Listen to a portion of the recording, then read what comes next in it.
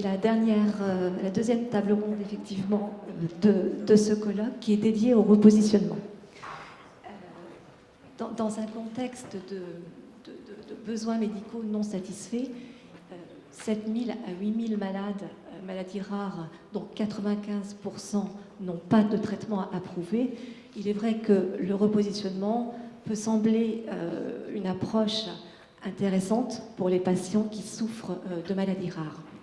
Et donc, nous, à la Fondation Maladies Rares, on peut modestement en témoigner, puisque 50% des projets académiques que nous accompagnons sont des projets de repositionnement. Alors, nous avons la chance aujourd'hui d'avoir autour de cette table des représentants de l'industrie pharmaceutique qui sont tous quatre experts du repositionnement pour en discuter. Et l'objectif pour eux va être de répondre à une double question, qui est: le repositionnement est-il une opportunité réelle pour les maladies rares et les malades qui en souffrent? Et le repositionnement est-il également une opportunité pour les industriels du médicament? Je vais donc sans tarder leur laisser la parole pour qu'ils se présentent et nous passerons aux premières questions. Allez-y. Bonsoir à tous, donc, je m'appelle Hugues Guénéné, je suis directeur général d'Orphelia Pharma, qui est une entreprise biopharmaceutique qui développe des médicaments dans la pédiatrie, dans les maladies du système nerveux central, l'épilepsie essentiellement, et dans l'oncologie, donc leucémie aiguë et cancer du système nerveux. Notre société a un peu plus de 10 ans d'âge maintenant, et on a mis sur le marché donc un produit qui s'appelle Kigabec, qui est un produit pour le traitement des spasmes infantiles, donc qui sont une forme d'épilepsie grave du nourrisson, donc en septembre de l'année dernière. Donc le produit est autorisé au niveau européen, et donc on prépare le lancement cette année. Et puis on a également un produit dans la leucémie, donc qui est en cours de revue par l'EMA, et plusieurs projets également dans l'oncologie, un dans le neuroblastome, également un repositionnement dans le neuroblastome. Voilà. Bonjour à tous, donc Isabelle Rolly-Lestienne, je travaille au laboratoire Pierre Fabre, je suis responsable de l'innovation externe en dermatologie. Donc j'ai un background essentiellement de pharmacologie et de biologie cellulaire.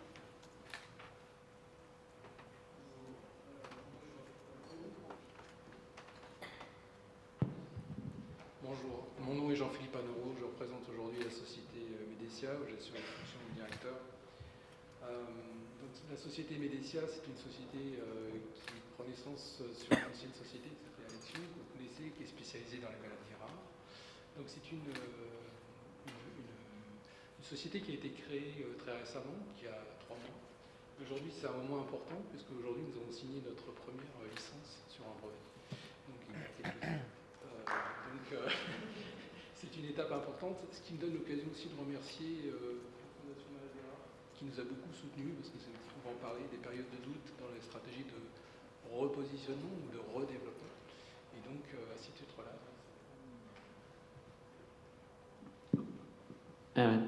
Franck Mouton, donc d'abord effectivement merci à la Fondation Maladies Rares de me donner l'opportunité de présenter ce que Terranexus fait. Donc je suis le dirigeant et cofondateur de Terranexus. Terranexus est une société qui est un essaimage du commissariat à l'énergie atomique. J'ai cofondé avec Mathieu Charveria, qui était en thèse dans mon équipe quand j'étais chercheur au CEA. On travaillait tous les deux sur une maladie rare à l'époque, qui était la maladie de Creutzfeldt-Jakob, maladie de la vache folle, induite en tout cas chez l'homme. Et les travaux que nous menions à ce moment-là nous ont permis d'identifier une des raisons pour lesquelles les médicaments psychotropes qui agissent sur les neurones ont un index thérapeutique limité. Et la cible qui nous a intéressés était les cellules gliales. On s'est rendu compte que les cellules gliales jouaient un rôle très important dans la réponse à ces traitements. Et donc on est parti sur le développement de cette technologie, d'agir à la fois sur les neurones avec les psychotropes et d'autres médicaments repositionnés sur ces cellules gliales. Et ça a permis donc de développer aujourd'hui 3 candidats médicaments qui sont en clinique, dont le plus avancé est en phase 2 dans la maladie de Parkinson. 2 autres dans les troubles neurocognitifs, en particulier donc maladie d'Alzheimer, mais symptomatologie de la maladie d'Alzheimer, et le dernier dans les douleurs, et douleurs neuropathiques en particulier. Merci beaucoup. La première question qu'on a envie de vous poser, c'est finalement, quelle est la définition de repositionnement? Quelle est la définition de base? Oui, alors il existe à l'heure actuelle dans la littérature de nombreuses terminologies pour définir qu'est-ce qu'est le positionnement d'une molécule, mais il n'y a pas à l'heure actuelle de nomenclature clairement établie. Alors, il n'y a pas de meilleure définition, je vais dire, que ce qu'on a vu cet après-midi dans les présentations sur le repositionnement, qui étaient vraiment merveilleuses. Donc, je vais quand même essayer de donner quelques définitions de la littérature. Donc, le repositionnement d'une molécule, c'est donner une nouvelle utilisation à une ancienne molécule. C'est un concept pour réutiliser des molécules existantes sur des nouvelles cibles. C'est l'utilisation d'une molécule ancienne pour une nouvelle indication. C'est un processus pour trouver une nouvelle utilisation en dehors du scope d'utilisation médicale d'origine. C'est une utilisation d'un composé connu dans une nouvelle indication en soulignant un nouveau mécanisme d'action pour une thérapie innovante. C'est une stratégie de la R&D pharmaceutique qui permet d'utiliser un principe actif pharma bien établi par une autre voie d'administration. Par exemple, on peut passer d'une voie orale à une voie topique. C'est également une stratégie pour trouver de nouvelles applications pour un composé qui a échoué dans les études cliniques dans la première indication. Donc pour résumer un petit peu toutes les définitions qu'on peut trouver, le repositionnement de molécules implique de trouver de nouvelles indications ou de nouvelles formulations pour une molécule existante ou de potentiels candidats incluant des molécules en développement, pour des molécules qui ont échoué en clinique de par leur efficacité dans la première indication mais qui ont un profil safety parfait, pour des molécules qui ont été arrêtées pour des raisons commerciales, pour des molécules qui sont actuellement sur le marché, dont le brevet va bientôt tomber ou est déjà tombé, et enfin pour des molécules qui sont issues de l'académie ou du public et qui ne souhaitent pas poursuivre l'analyse. Merci beaucoup pour cette définition exhaustive du repositionnement. C'est vrai que là où la langue française, habituellement très riche, est très pauvre, hein, on parle de repositionnement, il faut reconnaître que la langue anglo-saxonne donne un wording beaucoup plus large sur le repositionnement. Alors, cette table ronde, elle est là aussi pour parler des mythes et des réalités autour du repositionnement. Le hasard, par exemple, peut être source de repositionnement, du moins donner l'impulsion, le coup de dé. On a tous en tête l'exemple du sildenafil, du Viagra, qui a d'abord été étudié dans l'hypertension artérielle, donc contre l'angine de poitrine, mais dont les premiers essais cliniques n'ont pas confirmé l'intérêt dans cette indication. Par contre, le sildenafil avait des effets secondaires dont une certaine tranche de la population masculine, ne se plaignait pas, et ce qui fait que finalement, c'est un effet secondaire qui a donné lieu à un repositionnement, à une nouvelle indication du sildenafil dans les troubles de la dysfonction érectile. Alors, ce serait un petit peu dommage de résumer le repositionnement à un coup de dé, parce que finalement, derrière le repositionnement, il y a vraiment des typologies de développement très différentes, et je pense qu'on a un panel avec nos 4 experts de ces typologies de développement très différentes. Est-ce que vous pouvez nous en parler?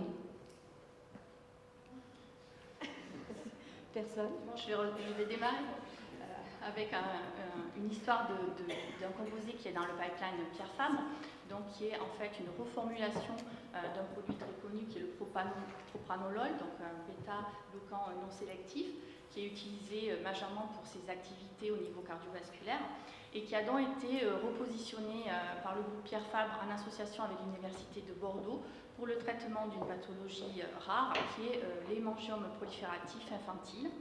Et donc, c'est une histoire qui a démarré donc à l'Université de Bordeaux sur un enfant qui avait un hémangiome prolifératif qui a été traité par de la cortisone.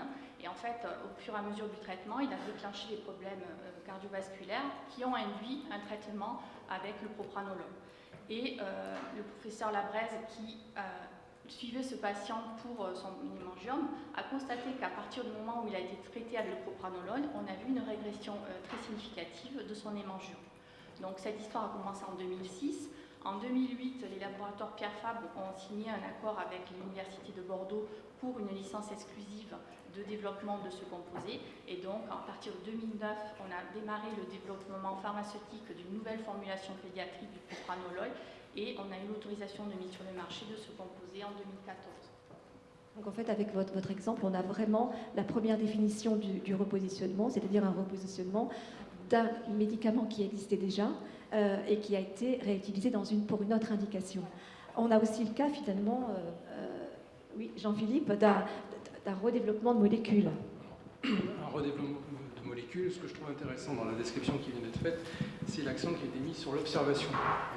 Je pense qu'à la base, c'est surtout sur cet aspect-là où il y a une observation, une qualité d'observation qui permet de faire de nouvelles déductions. Dans le cas qui nous intéresse, nous sommes dans une phase beaucoup plus précoce et cette qualité d'observation, on l'a mis à profit en mettant en place des modèles qui récapitulent la pathologie. Toute la difficulté des maladies rares, c'est qu'on ne peut pas acheter sur le catalogue de la TCC parfois tout le temps des modèles qui récapitulent la pathologie et avoir des systèmes, des réponses biologiques qui permettent de tester des molécules. Donc, en fait, pour le repositionnement ou le redéveloppement, la première des qualités, c'est d'avoir un système qui représente cette pathologie dans des échelles ou des complexités qui sont capables d'être appréhendées dans des laboratoires. Donc, nous, c'est ce que nous avons fait. Nous avons donc une maladie qui est une maladie néphrologique, pédiatrique, donc qui est due à l'absence d'un gène, NPHP1, et qui conduit à l'absence du cible cellulaire. Ce que nous avons fait, nous avons monté, grâce donc, à l'expertise de l'équipe de Sophie Saunier à l'Institut Imagine, un test très phénotypique, intégratif, et qui permet de récapituler la pathologie. Si vous avez reformation du cil, à ce moment-là, vous avez molécule peut-être nouvelle pour un développement de recherche future. Voilà. Donc, mais quand même, à la base, il y a ce tripode où il faut que vous ayez une cible moléculaire innovante, une molécule qui soit développable et aussi un marché thérapeutique. Mais à la base, quand même, il faut qu'il y ait ce système de screening important, enfin pertinent, qui permet de récapituler la pathologie. Et ça, c'est vraiment une obsession qui avait caractérisé notre action aussi chez Addiction et qui s'est maintenant répercutée dans la nouvelle société. Autre plan de développement? Alors oui, on veut bien intervenir sur le développement que nous on a réalisé en collaboration avec l'équipe de Villard à Marseille et le professeur Joseph Mancini, donc qui concerne le repositionnement d'un antidépresseur qui s'appelle la désipramine dans une maladie grave de la fatigue qui est le syndrome de Rett. Le syndrome de Rett, c'est une maladie gravissime des enfants, qui est une pathologie d'origine génétique, une mutation, son origine dans la mutation d'un gène transcriptionnel qui s'appelle MECP2 et la pathologie, c'est juste catastrophique. L'humain se développe à peu près normalement pendant 6 à 12 mois et puis il y a une régression qui apparaît, psychomotrice, il y a des stéréotypes manuels un peu particulières qui apparaissent, il peut y avoir microcéphalie, il y a un retard mental qui se développe, des épilepsies et également un phénotype respiratoire particulier avec des épisodes d'hyperventilation et des épisodes d'apnée, et dont on pense qu'elles sont responsables d'une partie importante des décès précoces dans cette pathologie-là. L'équipe donc, de Laurent Villard avait montré que à la fois sur des tissus ex vivo, mais également sur des modèles murins et de la pathologie, donc des souris KO pour le gène MECP2 qui récapitule le phénotype humain, que lorsque, d'abord d'une part, dans le tronc cérébral, il y avait un déficit en tyrosine hydroxylase, un déficit en noradrénaline, et lorsque l'on administre un médicament, un candidat médicament qui est susceptible de restaurer un taux de noradrénaline, comme un inhibiteur de la recapture, par exemple, comme la désipramine, et bien on a une amélioration du phénotype et une restauration, on va dire, d'un phénotype à peu près normal chez la souris KO. Donc là, effectivement, c'est l'histoire de... Nous, on s'est intéressé à ce projet-là en collaboration avec ces équipes-là, parce qu'il y avait d'une part ce préclinique qui existait, donc c'était vraiment de la recherche préclinique qui avait été faite sur la souris KO et sur quelques tissus post-mortem, et également parce que la désipramine, elle a une particularité, c'est que c'est une vieille molécule, donc antidépresseur qui a été développé par Novartis, je crois, dans les années 60, et qui était retiré du marché dans quasiment tous les marchés européens, sauf l'Italie, si ma mémoire est bonne, lorsqu'on a collaboré. Et donc du coup, c'était un produit qui était à la fois, qui avait été mis sur le marché, donc il y avait des données qui existaient de sécurité, d'utilisation, etc., y compris chez l'enfant en off-label. Donc pour l'énurésie, il y avait eu des données, le produit avait été donné à des enfants, donc on avait des données de sécurité. Et en même temps, il avait été retiré parce que c'était la vie du produit. Il y en avait eu d'autres, des inhibiteurs de recapture plus sélectifs, moins toxiques qui avaient été développés. Donc le produit était mort, il disparu en tout cas des principaux marchés. Et du coup, on se retrouvait avec ce produit qui était à la fois un produit inhibiteur assez puissant de recapture et en même temps un produit qui n'avait pas de compétition entre guillemets. C'est comme un nouveau produit qu'on développait. Voilà, donc c'est un petit peu une histoire un peu différente. C'est une approche rationnelle sur un modèle particulier de pathologie, avec un mécanisme qui est identifié. On voit que dans le tronc cérébral, on a un déficit en tyrosine hydroxylase, un déficit en noradrénaline qui nous permet de dire ah, là, il y aura potentiellement un intérêt d'avoir un médicament de la recapture qui va augmenter le taux de noradrénaline, qui va corriger le déficit respiratoire. C'est ce qui était observé chez la souris. Et donc, on est allé en clinique chez l'homme, enfin chez l'enfant, avec ce projet. Peut-être juste sur le Viagra, sur le sildenafil, sachez qu'il a bénéficié d'un autre repositionnement dans une maladie rare, l'hypertension artérielle pulmonaire, qui a donc eu son autorisation de mise sur le marché en 2006 pour la France. Donc c'est un médicament quand même qui aura fait un certain nombre de repositionnements. Pour Théranexus, en fait, c'est un choix délibéré dès le départ, compte tenu de la technologie, puisque donc on avait identifié que les cellules gliales, donc les cellules non neuronales, jouaient un rôle dans la réponse. On avait une cible ce sont des connexines, ce sont des petites protéines. L'ancien nom des connexines, c'est Nexus, c'est pour ça qu'on s'appelle Théranexus. En fait, c'est un choix délibéré compte tenu de la technologie, et on savait aussi que dans le domaine de la neuro, c'était un domaine qui était extrêmement difficile en termes de développement. Donc on a fait le choix initial de développer tous nos candidats médicaments sur le même principe, c'est-à-dire on prend la première ligne de traitement psychotrope dans l'indication qui nous intéresse et on le combine avec un médicament pour lequel on a identifié une nouvelle activité qui est d'agir sur ces fameuses connexines gliales. Et ça, en fait, on a développé une plateforme propriétaire qui consiste déjà à avoir fonctionnalisé des modèles cellulaires pour enfin en tout cas mimant la fonction des cellules gliales dans un contexte de réseau. Et on a identifié des médicaments de la chimiothèque Presswick en l'occurrence, qui étaient tous enregistrés, tous libres de droit, et nous les combinions avec donc les premières lignes de traitement. Typiquement, le médicament actuellement testé chez les malades atteints de la maladie de Parkinson est une combinaison. On traite un symptôme qui est la somnolence, les troubles de l'attention et de la cognition chez les patients parkinsoniens. Le médicament est une combinaison entre le modafinil, qui est un psychostimulant, qui est le psychostimulant de référence aujourd'hui, le médicament le plus utilisé dans la somnolence, combiné avec la flécaïnide. La flécaïnide, c'est un antiarythmique qui est utilisé l'argamanu chez l'homme dans les troubles du rythme cardiovasculaire.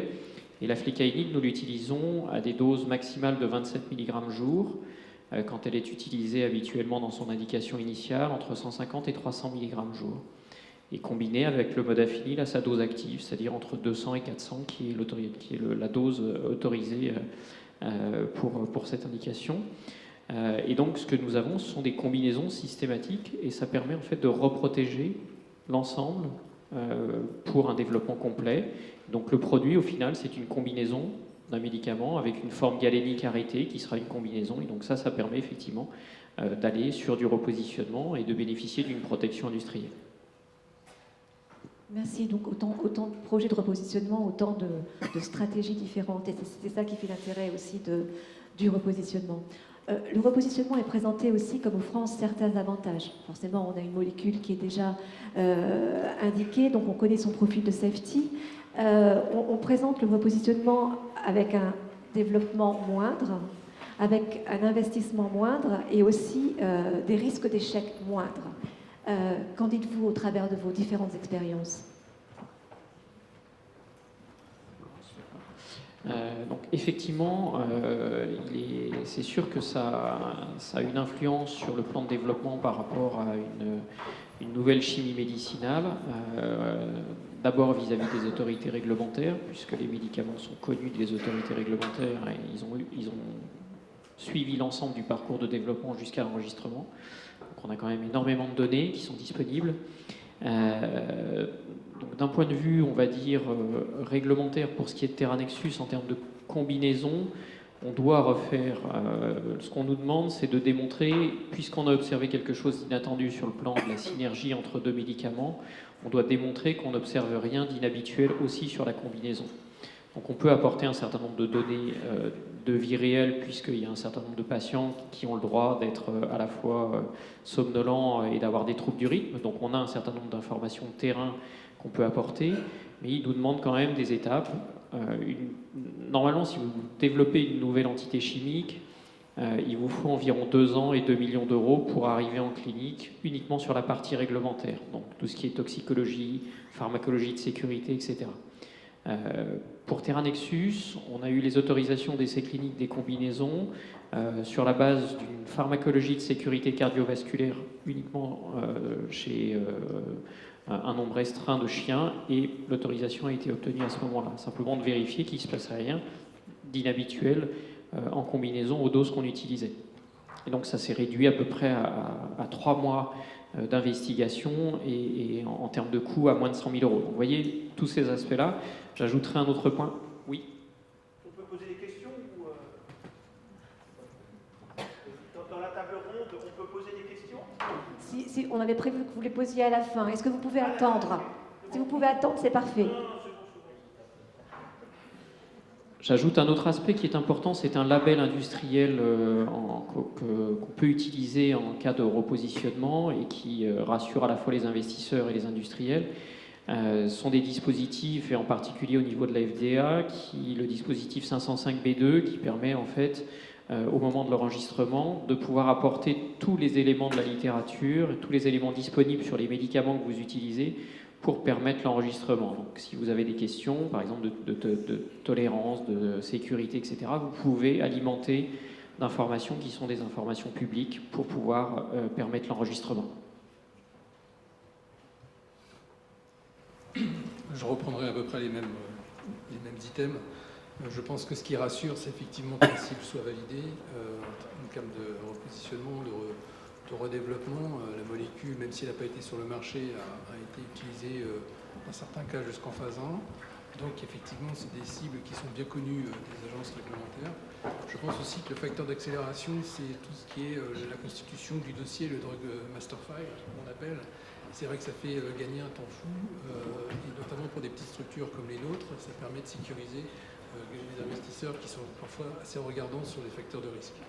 J'ajouterai l'aspect PK qui est vraiment qui va être très important dans les premières phases, et une donnée aussi importante qui est la constitution d'un batch clinique avec un dossier pharmacokinétique ou pharmacodynamique qui peut être présent. Donc là, c'est aussi des données qui sont vraiment très importantes qui vont sécuriser finalement la proposition. Excusez-moi, en fait, on ne vous entend pas.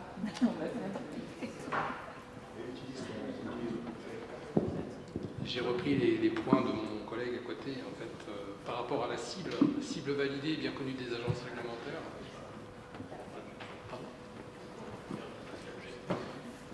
L'accès au Drug Master File, ça c'est vraiment primordial, et aussi toutes les données de PK, et aussi des données qui sont liées au manufacturing, à la synthèse de la molécule, qui peut être des éléments qui sécurisent des investisseurs qui veulent investir dans des petites structures comme les nôtres. Oui, je ne serai pas très originale par rapport à mes collègues.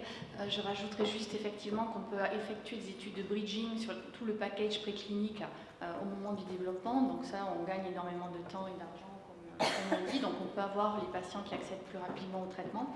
Et je pense que ce qui est important dans le repositionnement, en particulier dans les maladies rares, c'est les associations de patients et les interactions avec les patients qui peuvent nous aider à développer une formule adéquate aux attentes du patient. Que puis-je dire de plus? parler des challenges, des écueils maintenant. Ah, les écueils, oui, oui. Les écueils, il y en a quand même quelques-uns, parce qu'effectivement, on repositionne, ça veut dire qu'on cherche une nouvelle indication. Donc, en règle générale, il faut apporter quand même des données d'efficacité, sinon c'est un peu compliqué. Donc, il va falloir quand même faire la démonstration de l'efficacité du produit qui nous intéresse dans l'indication qu'on recherche. Si c'est une pathologie rare, comme le syndrome de Rett, ça peut être un petit peu compliqué, puisque vous avez peu de patients par définition, et puis il peut aussi avoir des paramètres qui sont suivis, qui sont des paramètres extrêmement variables, avec une variabilité intra-individuelle, inter-individuelle importante, qui font que vous pouvez faire face à des écueils en tout cas. Donc effectivement, il faut quand même malgré tout montrer l'efficacité du produit. En règle générale, nous, chez Orphelia, on a une stratégie un peu particulière, c'est-à-dire qu'on cherche des produits en repositionnement, pas d'ailleurs, c'est variable, mais pour lequel on n'a pas à faire une étude de phase 2, en tout cas une étude de preuve de concept chez l'homme. On va chercher des produits pour lesquels on a des données existantes d'utilisation et d'efficacité qui existent dans des registres, par exemple, dans des bases de données, dans des registres, qui peuvent nous épargner d'avoir à faire cette étape-là. Autre type de challenge, le brevet. Le brevet. Le brevet, oui, parce qu'effectivement, la protection intellectuelle, industrielle, on va dire, des produits, c'est quelque chose d'important.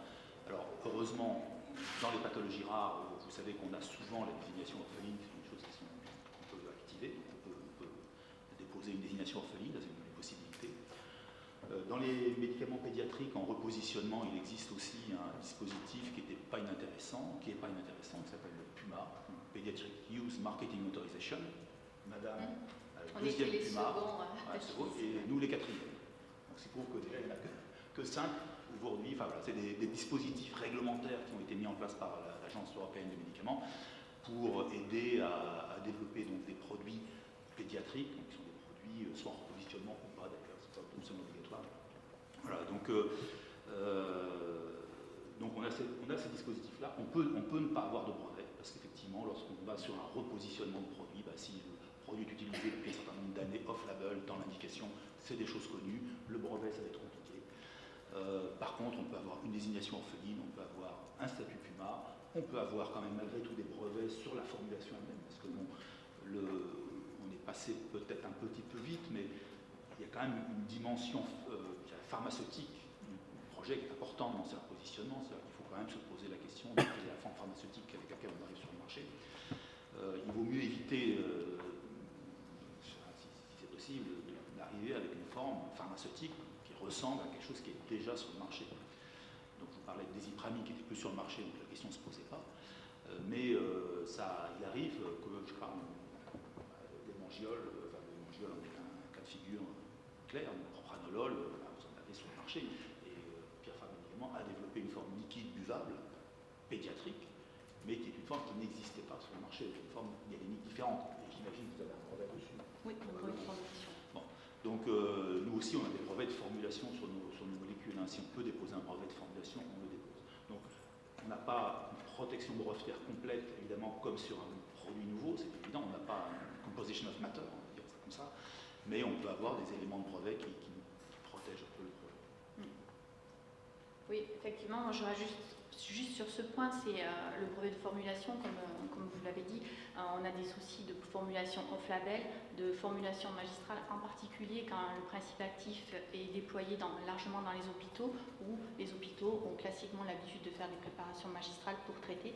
Donc ça, c'est quelque chose qui est absolument essentiel quand on regarde un dossier, c'est de voir un petit peu si le principe actif est facilement accessible et si le brevet de formulation est d'une complexité telle qu'on aura moins de concurrence au niveau de la reformulation.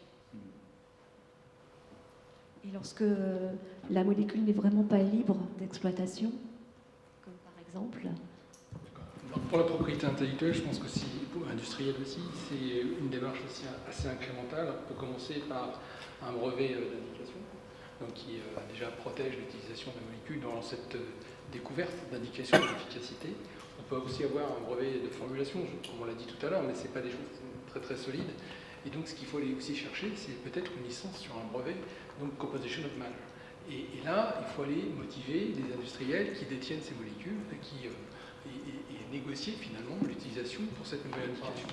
La stratégie que nous avons prise, c'est effectivement de faire l'inventaire des différents industriels qui pourraient proposer ce type de molécules, en l'occurrence des agonistes récepteurs prostaglandines, et faire jouer peut-être aussi l'enjeu donc de négocier et l'enjeu de collaborer avec la nouvelle société. Et cet enjeu-là, on peut effectivement le traduire en termes de marché potentiel thérapeutique. C'est la raison pour laquelle, en même temps qu'on fait cette recherche d'indication, on fait aussi une recherche d'extension des marchés thérapeutiques. Et aujourd'hui, la maladie donc très rare sur laquelle on s'est focalisé, qui était la néphronophthosis, qui concernait quelques centaines de patients en France, on s'est aperçu finalement que ça représentait un pourcentage assez conséquent donc d'insuffisance rénale terminale conduisant à la greffe. Et donc, du coup, la potentialité de marché fait que vous avez des arguments relativement intéressants pour essayer de convaincre un industriel pour vous donner une licence sur les droits d'utilisation de la molécule. Donc c'est aussi ça, il y a plusieurs, vous avez très bien identifié, il y a plusieurs typologies, et donc c'est un peu la créativité à chaque moment pour essayer d'assembler la propriété, de sécuriser la propriété industrielle, qui va être un élément clé vis-à-vis des investisseurs qui vont vouloir investir dans votre société.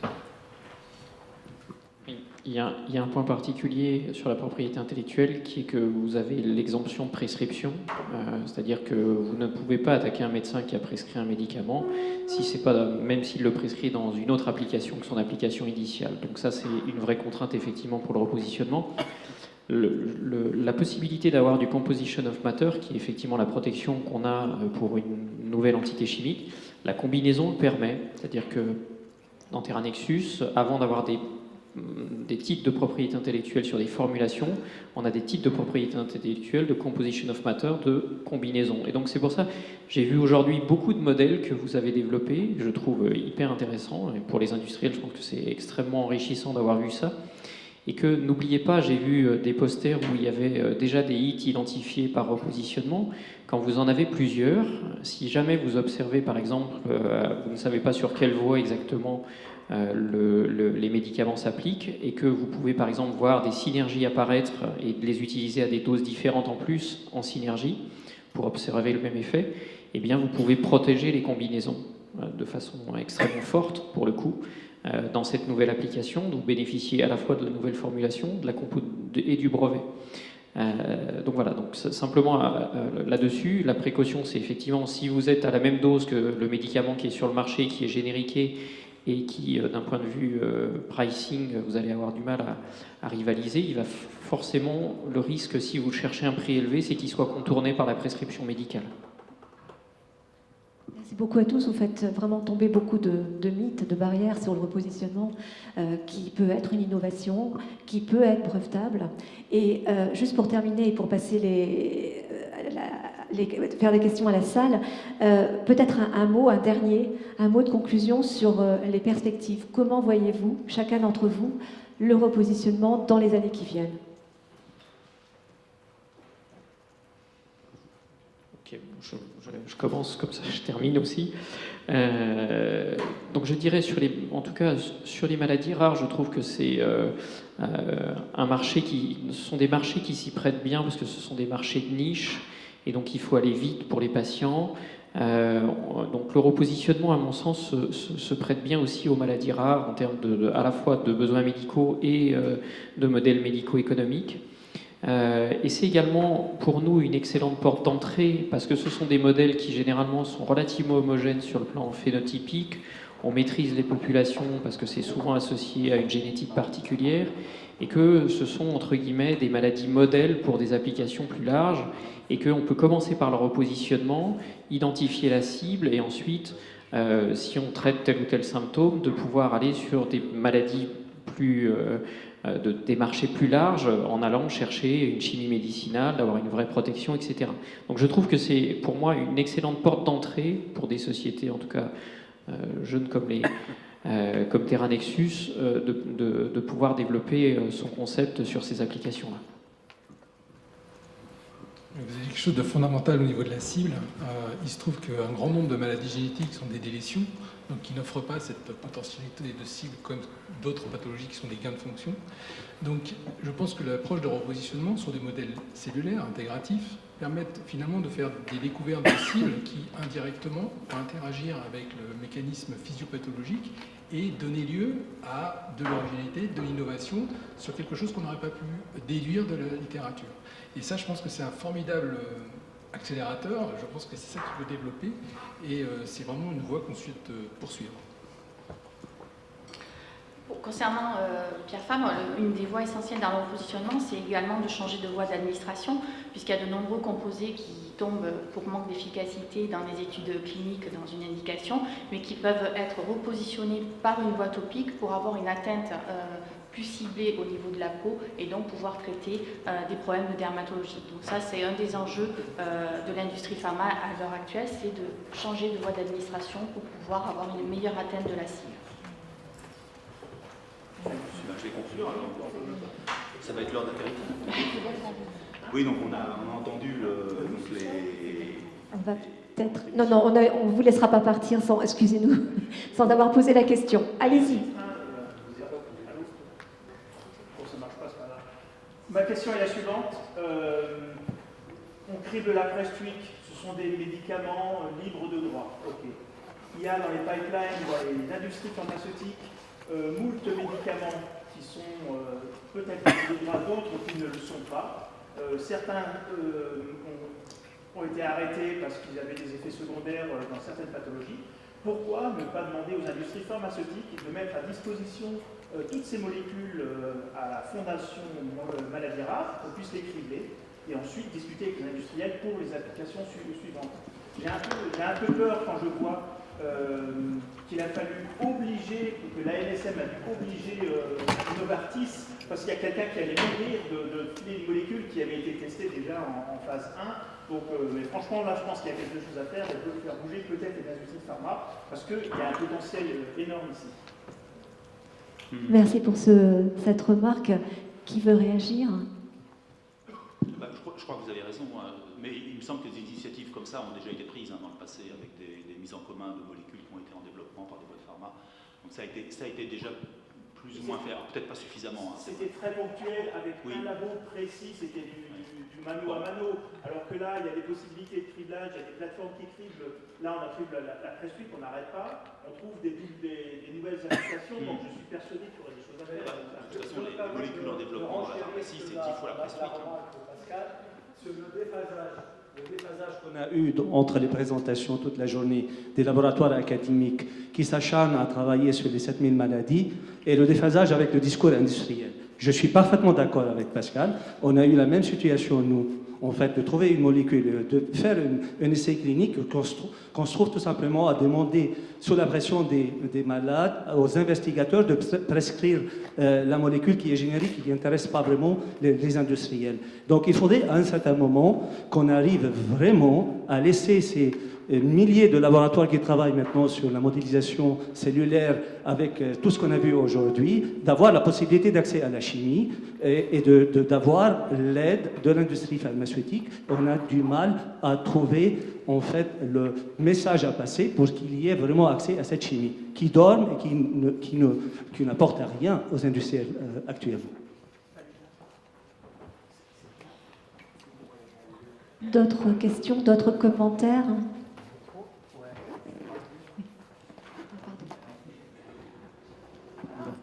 Oui, non, je crois que beaucoup de gens font écho à ce qui a été dit. Comme chercheur académique, je trouve qu'effectivement, il y a de la place pour qu'il y ait une sorte de forum, de rencontre, typiquement, un forum où les industries du médicament et justement les associations de malades, les chercheurs, les médecins, en particulier dans le domaine des maladies rares, typiquement, pourraient se rencontrer.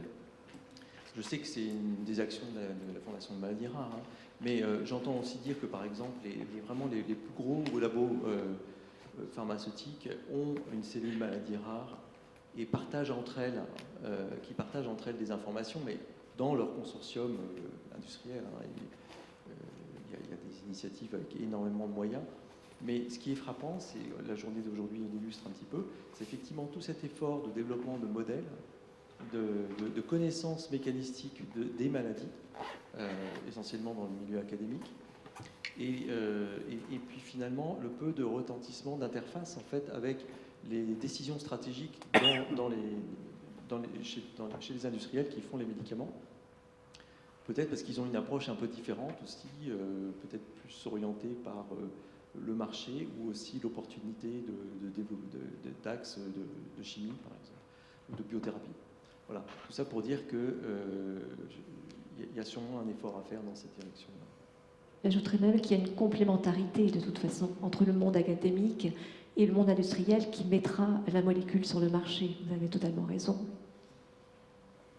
Quelqu'un veut réagir sur cette complémentarité entre académique et industriel qui semble aller de soi?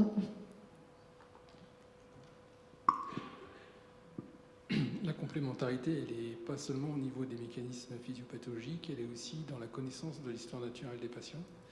Donc nous sommes basés à Imagine, l'Institut Imagine, on est particulièrement sensibilisés à ça. Je pense aussi à un frein qui peut être perçu par l'industrie pharmaceutique, c'est le manque de données qui vont permettre de pouvoir objectivement déterminer qu'il y a une amélioration. Et c'est vraiment ce rapprochement avec les centres de référence qui va permettre de savoir si effectivement il y a un point d'inflexion dans le sens de la guérison.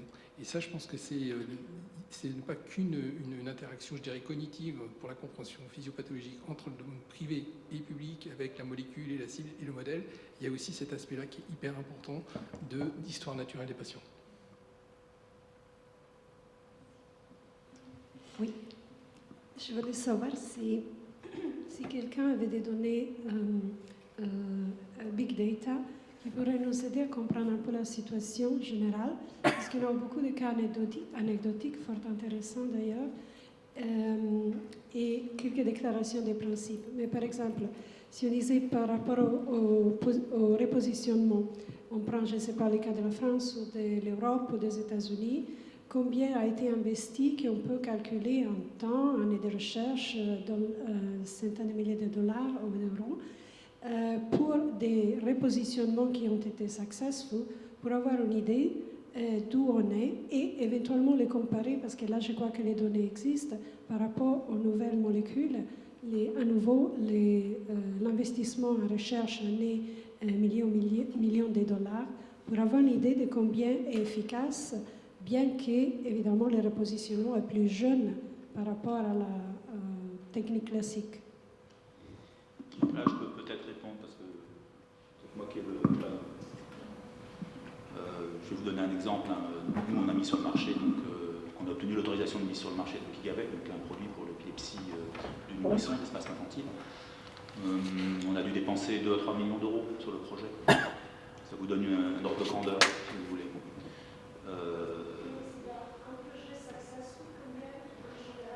Il y en a quelques-uns qui ne sont pas successful, ça c'est sûr. On essaye de limiter les échecs, c'est sûr, mais on a quand même des échecs. Et je pense que les projets qu'on regarde aujourd'hui, nous, qu'on développe en interne dans notre société, on est plutôt autour de 5-6 millions d'euros de budget pour mettre un produit sur le marché. Et en moyenne, sur les dernières études qui rapportent effectivement la comparaison entre la chimie médicinale et le repositionnement, et c'est toute indication confondue. Donc c'est difficile de raffiner, en tout cas il y a des données qui sont déjà publiées sur le taux de succès. Lorsque vous rentrez une molécule en clinique entre un repositionnement et une nouvelle entité chimique, vous avez un facteur 3. Donc en gros, si vous êtes en phase 1, vous avez à peu près 10% de chance d'aller jusqu'au marché. Quand vous êtes en phase 1 avec un repositionnement, vous avez 30% de chance d'aller au marché. Et après, ça monte à peu près graduellement de cette façon-là jusqu'à l'autorisation. Donc voilà, vous avez à peu près un facteur 3 quand vous rentrez en clinique. Et c'est beaucoup moins cher, malgré tout. Parce que le prix d'un développement d'un nouveau médicament, d'une nouvelle entité chimique, c'est des centaines de millions. C'est ça, Bonjour. Moi, j'aimerais vous poser une question toute différente, en fait.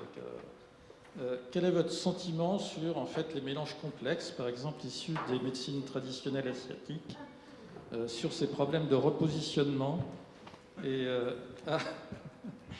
je vois que c'est un sujet qui n'est pas neutre. Est-ce qu'il y a une position commune des industriels à ce niveau-là sur l'intérêt en fait de poursuivre des travaux en fait, dans ce domaine, ou si c'est complètement exclu en Occident en tout cas? Non, il y a des sociétés qui sont basées en France, qui ont des partenariats d'ailleurs avec la médecine traditionnelle chinoise, par exemple, justement sur les aspects de combinaison. Après, effectivement, c'est d'apporter la preuve expérimentale de l'intérêt dans une indication ou dans un symptôme donné. Je pense qu'on en est là. Mais ça reste compliqué quand même. Il faut démontrer mécanisation, quel est vraiment le composé qui a le mécanisme d'action qui va traiter la pathologie, ça reste compliqué.